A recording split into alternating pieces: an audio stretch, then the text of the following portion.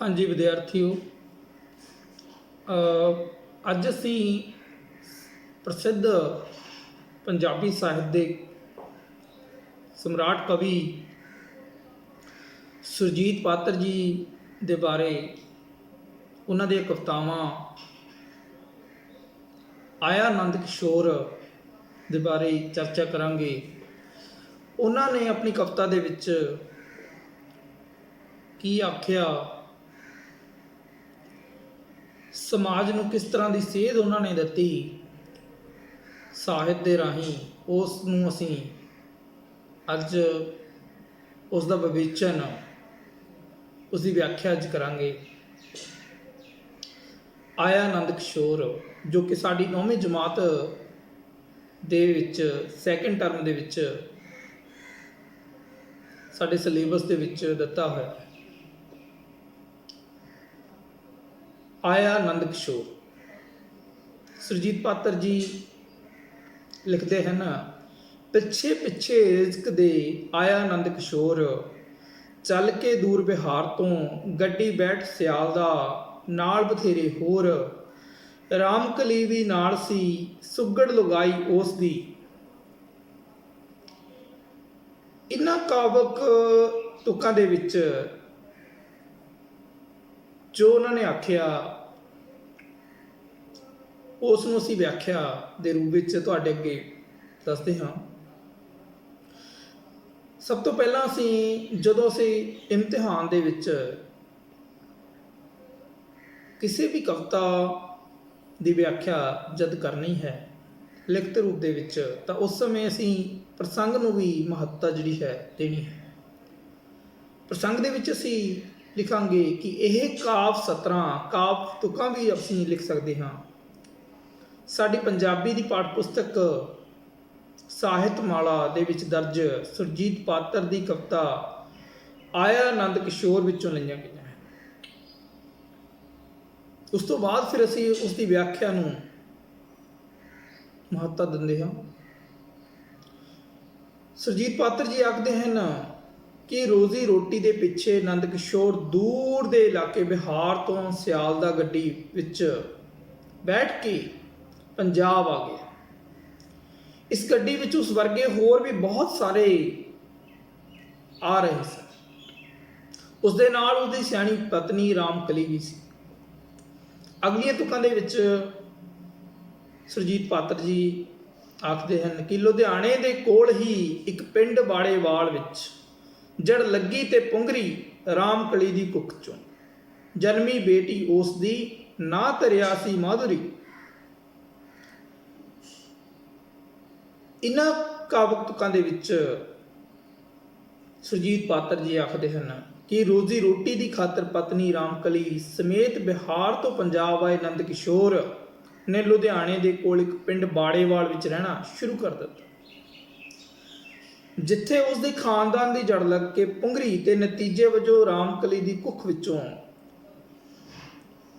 इक्को एक बेटी ने जन्म लिया, जिसका नाम सी माधुरी रखा गया।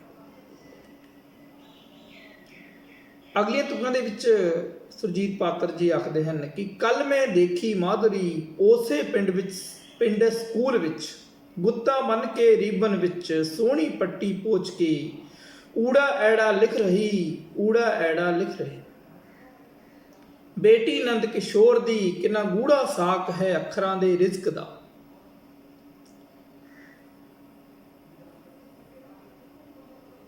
देखो, जद इस दे विच इन्हां कावक तुकां दे विच किते किते साडी मात भाषा दी गल जिहड़ी हैगी है ना, वो होई आ, जिस विच एक बाहरला जिहड़ा प्रवासी है वो आके साडे पंजाबी साडी मात भाषा की गल करता है, लिख रहा है, उसनूं अपने बच्चों को सिखा रहा है, पर असीं अपने बच्चों को साडे मात भाषा तो उलांभे कर रहे हाँ। उसनूं मात भाषा वल ना लिजा के उसनूं किसी होर भाषा दे गल जिहड़ा हैगा लगा रहे हैं। पर एक गल ये बिल्कुल सच है कि जो असीं हाव भाव, जो असीं अपने मन दे विचार भावनावां मन भाव ਅਸੀਂ ਆਪਣੀ ਮਾਤ ਭਾਸ਼ਾ ਵਿੱਚ ਵਿਅਕਤ ਕਰ ਸਕਦੇ ਹਾਂ, ਉਹ ਕਿਸੇ ਹੋਰ ਭਾਸ਼ਾ ਦੇ ਵਿੱਚ ਕਦੇ ਵੀ ਜਿਹੜਾ ਹੈਗਾ ਵਿਅਕਤ ਨਹੀਂ ਕੀਤੇ ਜਾ ਸਕਦੇ। ਇਹਨਾਂ ਕਾਵਿ ਤੁਕਾਂ ਦੇ ਵਿੱਚ ਕਵੀ ਆਖਦਾ ਗਾ ਕਿ ਕੱਲ ਉਸਨੇ ਦੇਖਿਆ ਕਿ ਨੰਦ ਕਿਸ਼ੋਰ ਦੀ ਧੀ ਮਾਧਰੀ ਦੋਵੇਂ ਗੁੱਤਾਂ ਰੀਬਨ ਬੰਨ੍ਹ ਕੇ ਪਿੰਡ ਦੇ ਸਕੂਲ ਵਿੱਚ ਊੜਾ ਐੜਾ ਲਿਖ ਰਹੀ ਸੀ। ਉਸ ਨੂੰ ਮਹਿਸੂਸ ਹੋਇਆ ਕਿ ਰਿਜ਼ਕ ਅਤੇ ਅੱਖਰਾਂ ਦਾ ਆਪਸ ਵਿੱਚ ਕਿੰਨਾ ਗੂੜਾ ਸੰਬੰਧ ਹੈ। ਬੰਦਾ ਪੜ੍ਹਾਈ ਲਿਖਾਈ ਲਈ ਉਸੇ ਮਾਧਿਅਮ ਨੂੰ ਚੁਣਦਾ ਹੈ ਜਿਸ ਕਾਰਨ ਭਵਿੱਖ ਵਿੱਚ ਉਸ ਨੂੰ ਰੋਜ਼ੀ ਰੋਟੀ ਪ੍ਰਾਪਤ ਕੀਤੀ ਜਾ ਸਕੇ। ਅਗਲੀਆਂ ਤੁਕਾਂ ਦੇ ਵਿੱਚ ਕਵੀ ਆਖਦੇ ਹਨ ਕਿ ਇਸੇ ਪਿੰਡ ਦੇ ਲਾਡਲੇ ਪੋਤੇ ਅਛਰ ਸਿੰਘ ਦੇ ਆਪਣੇ ਪਿਓ ਦੀ ਕਾਰ ਵਿੱਚ ਬਹਿ ਲੁਧਿਆਣੇ ਆਉਂਦੇ ਕੌਨਵੈਂਟ ਵਿੱਚ ਪੜ੍ਹ ਰਹੇ ABCD ਸਿੱਖਦੇ ਪੋਤੇ ਅਛਰੂ ਸਿੰਘ ਦੇ। ਹੁਣ ਦੇਖੋ, ਜਿਹੜੀ ਗੱਲ ਅਸੀਂ ਪਹਿਲਾਂ ਕਿਹਾ ਸੀ ਕਿ ਮਾਤ ਭਾਸ਼ਾ ਨੂੰ ਅਸੀਂ ਉਲੰਭੇ ਕਰ ਰਹੇ ਹਾਂ, ਜਦ ਕਿ ਪ੍ਰਵਾਸੀ ਆ ਕੇ ਸਾਡੀ ਮਾਤ ਭਾਸ਼ਾ ਸਿੱਖ ਰਹੇ ਹਨ ਤੇ ਅਸੀਂ ਕਿਸੇ ਹੋਰ ਭਾਸ਼ਾ ਵੱਲ ਜਾ ਰਹੇ ਹਾਂ। ਭਾਸ਼ਾਵਾਂ ਸਾਰੀਆਂ ਹੀ ਸਤਿਕਾਰਯੋਗ ਹਨ, ਕਿਉਂਕਿ ਕੋਈ ਵੀ ਭਾਸ਼ਾ ਜਿਹੜੀ ਹੈਗੀ ਆ ਨਿੰਦਣਯੋਗ ਨਹੀਂ ਹੈ। ਅਸੀਂ ਆਪਣੇ ਮਨ ਦੇ ਭਾਵ, ਜੋ ਭਾਸ਼ਾ ਮਨੁੱਖ ਨੂੰ ਆਪਣੇ ਭਾਵਾਂ ਨੂੰ ਵਿਅਕਤ ਕਰਨਾ ਸਿਖਾਉਂਦੀ ਹੈ, ਭਾਵੇਂ ਉਹ ਕੋਈ ਵੀ ਭਾਸ਼ਾ ਦੁਨੀਆ ਦੇ ਵਿੱਚ ਹੋਵੇ, ਉਹ ਸਤਿਕਾਰਯੋਗ ਹੈ। ਪਰ ਮਾਤ ਭਾਸ਼ਾ ਦਾ ਇੱਕ ਵੱਖਰਾ ਹੀ ਜਿਹੜਾ ਰਹਿਣਾ ਮਨੁੱਖ ਦੇ ਉੱਤੇ ਹੈ। ਜਿੱਥੇ ਉਸਨੇ ਜਨਮ ਲਿਆ, ਉਸ ਭਾਸ਼ਾ ਦੇ ਵਿੱਚ ਉਸ ਨੂੰ ਆਪਣੇ ਭਾਵਾਂ ਨੂੰ ਦੱਸਣ ਦਾ ਜਿਹੜਾ ਹੁਨਰ ਪ੍ਰਾਪਤ ਹੋਇਆ, ਉਸ ਨੂੰ ਕਦੇ ਵੀ ਭੁੱਲਣਾ ਨਹੀਂ ਚਾਹੀਦਾ। ਹੁਣ ਕਵੀ ਜਿਹੜੇ ਆਖਦੇ ਹਨ ਕਿ ਇੱਕ ਪਾਸੇ ਨੰਦ ਕਿਸ਼ੋਰ ਦੀ ਧੀ ਗੁਰਮੁਖੀ ਸਿੱਖ ਰਹੀ ਸੀ ਤੇ ਦੂਜੇ ਪਾਸੇ ਪਿੰਡ ਦੇ ਅਛਰ ਸਿੰਘ ਦੇ ਲਾਡਲੇ ਪੋਤੇ ਆਪਣੇ ਪਿਤਾ ਦੀ ਕਾਰ ਵਿੱਚ ਬੈਠ ਕੇ ਰੋਜ਼ ਲੁਧਿਆਣੇ ਦੇ ਕੌਨਵੈਂਟ ਸਕੂਲ ਵਿੱਚ ਪੜ੍ਹ ਰਹੇ ABCD ਅੰਗਰੇਜ਼ੀ ਸਿੱਖ ਰਹੇ ਸਨ। ਅਗਲੀਆਂ ਕਾਵਿਕ ਤੁਕਾਂ ਦੇ ਵਿੱਚ ਕਵੀ ਆਖਦੇ ਹਨ ਕਿ ABCD ਸਿੱਖਦੇ ਪੋਤੇ ਅਛਰ ਸਿੰਘ ਦੇ ਕਿੰਨਾ ਗੂੜਾ ਸਾਖ ਹੈ ਅੱਖਰ ਅਤੇ ਆਕਾਂਖਿਆ, ਪਿੱਛੇ ਪਿੱਛੇ ਰਿਜ਼ਕ ਦੇ ਆਇਆ ਨੰਦ ਕਿਸ਼ੋਰ। ਇਹਨਾਂ ਕਾਵਿਕ ਤੁਕਾਂ ਦੇ ਵਿੱਚ ਸੁਰਜੀਤ ਪਾਤਰ ਜੀ ਆਖਦੇ ਹਨ ਕਿ ਅਛਰ ਸਿੰਘ ਦੇ ਪੋਤੇ ਕੌਨਵੈਂਟ ਸਕੂਲ ਵਿੱਚ ਅੰਗਰੇਜ਼ੀ ਸਿੱਖਦੇ ਹਨ ਤੇ ਲੇਖਕ ਨੂੰ ਮਹਿਸੂਸ ਹੁੰਦਾ ਹੈ ਕਿ ਅੱਖਰ ਅਤੇ ਅਭਿਲਾਸ਼ਾ ਵਿੱਚ ਕਿੰਨਾ ਗੂੜਾ ਸੰਬੰਧ ਹੈ।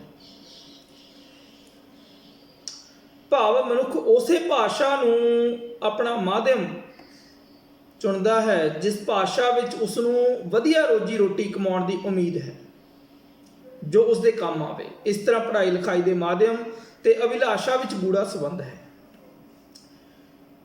ਸੁਰਜੀਤ ਪਾਤਰ ਜੀ ਜਿੱਥੇ ਸਮਾਜ ਦੀ ਉਸ ਯਥਾਰਥਕਤਾ ਨੂੰ ਪੇਸ਼ ਕਰ ਜਾਂਦੇ ਹਨ, ਹਮੇਸ਼ਾ ਹੀ ਆਪਣੀਆਂ ਕਵਿਤਾਵਾਂ ਦੇ ਵਿੱਚ ਸ਼ਾਇਦ ਹੀ ਕੋਈ ਹੋਰ ਕਵੀ ਜਿਹੜਾ ਹੈਗਾ ਕਰ ਸਕਦਾ ਹੋਵੇ। ਸਮੇਂ ਦੀ ਯਥਾਰਥਕਤਾ ਨੂੰ ਪੇਸ਼ ਕਰਨਾ ਉਹਨਾਂ ਦੀ ਇੱਕ ਖਾਸੀਅਤ ਹੈ।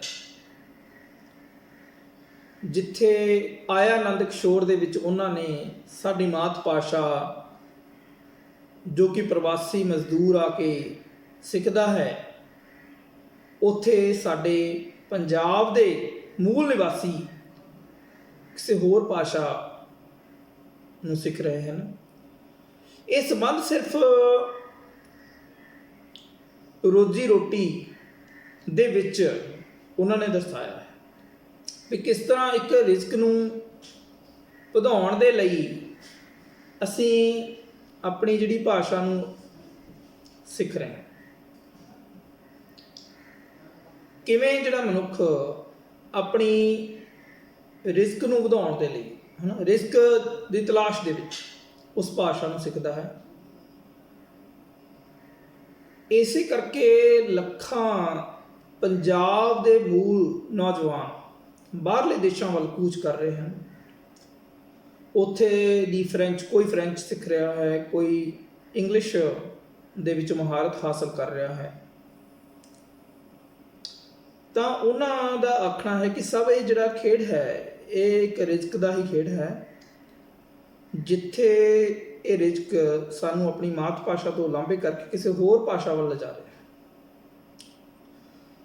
ਚਲੋ ਕਹਿਣ ਨੂੰ ਬਹੁਤ ਕੁਛ ਹੈ, ਅੱਗੇ ਜਾ ਕੇ ਜਿਹੜਾ ਇਹ ਵਿਸ਼ਾ ਬਹੁਤ ਵੱਡਾ ਹੋ ਜਾਣਾ ਹੈ ਨਹੀਂ ਫਿਰ। ਤੇ ਉਮੀਦ ਕਰਦਾ ਹਾਂ ਕਿ ਪਿਆਰੇ ਵਿਦਿਆਰਥੀ ਤੁਸੀਂ ਇਸ ਨੂੰ ਚੰਗੀ ਤਰ੍ਹਾਂ ਪੜ੍ਹਨਾ ਹੈ। ਇਸ ਕਵਿਤਾ ਨੂੰ ਬਹੁਤ ਗੂੜ੍ਹੇ ਅਰਥਾਂ ਦੇ ਨਾਲ ਸੁਰਜੀਤ ਪਾਤਰ ਜੀ ਮਹਾਨ ਕਵੀ ਜੀ ਨੇ ਇਸ ਨੂੰ ਤੁਹਾਡੇ ਸਾਹਮਣੇ ਪੇਸ਼ ਕੀਤਾ ਹੈ। ਅੱਜ ਲਈ ਇੰਨਾ ਹੀ।